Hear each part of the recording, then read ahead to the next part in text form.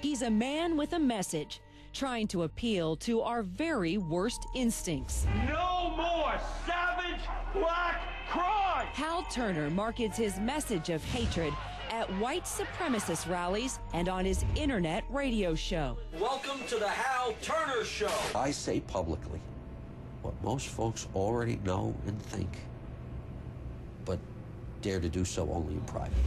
And my radio show is the only radio show in America where people can call up and say whatever they want about racial issues. Turner is the latest in a long list of extremists who have played to fear and ignorance. People like David Duke, formerly of the Ku Klux Klan. White revolution! Tom Metzger, a neo-Nazi. But we're racist, and we make no apology for it. George Lincoln Rockwell, the founder of the American Nazi Party. Jews are behind it and have financed it. And Father Charles Coughlin, who in the 1930s used the airwaves to preach anti-Semitism and fascism. Drive the money changers from the temple, and you did it!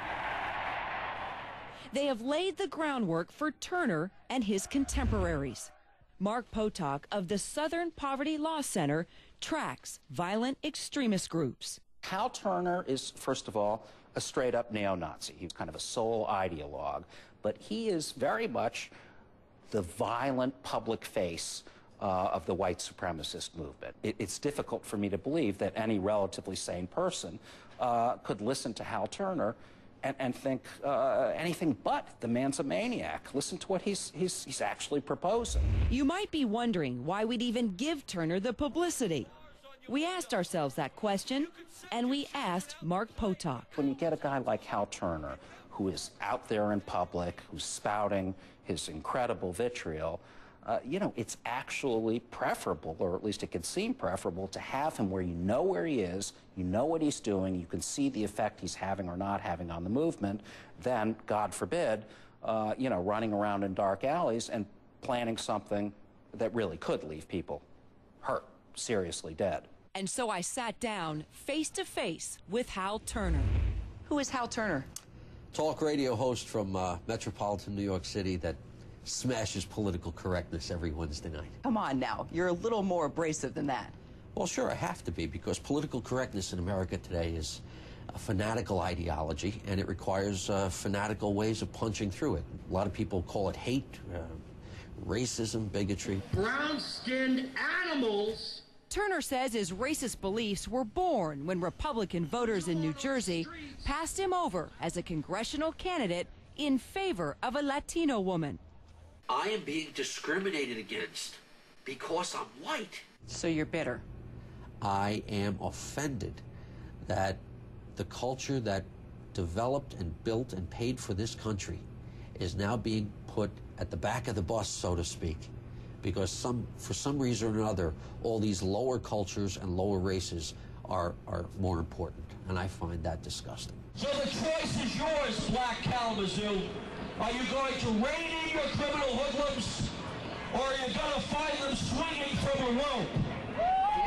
Turner's become a master at knowing how far he can push the envelope. Turner is very aware of precisely where the First Amendment ends, so that, you know, he can say things like, it would be a good thing, wouldn't it be nice if some more judges were murdered? But he's quite careful as a general matter not to say, kill that judge. It's no surprise that virtually all hate groups have become masters of the internet, although we have no way of knowing how many or how few people Turner actually reaches. They figured they could finally get past the editors at the New York Times, the producers at CNN. They could go right to the people. Going right to the people is exactly what Turner did with our interview, when he talked about it on his website, and where you'll also find this, a Gina 6-style hangman's noose for sale. It's a cute little thing. I mean, you couldn't hurt a fly with this. But the point I'm trying to make is, this is a simple way for white people to say they are fed up with black crime. Do you know what those nooses mean to African Americans? Do you care? Do you care what it means to an African American? No, I'm tired of caring about what things mean to different people of different races. Doesn't a noose symbolize hate, bigotry, division? Justice.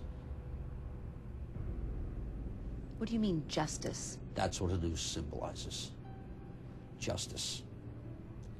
Rapists, justice. Child molesters, justice. You're saying this is not a symbol for the way black people were treated years and years ago. Maybe they deserved it, and I don't care. This is a symbol of justice, and you're going to see a lot more of this in the United States. When we return, he was a racist who shared Hal Turner's beliefs, but not anymore.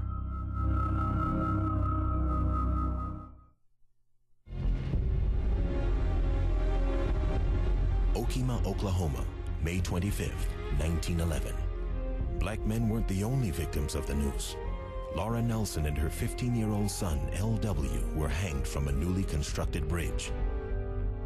Nelson was accused of murdering a deputy sheriff after he discovered stolen goods in her home. They were dragged 6 miles to the Canadian River and lynched, but not before Laura was raped by some in the mob. Like so many lynchings of the time, there was no investigation of these murders.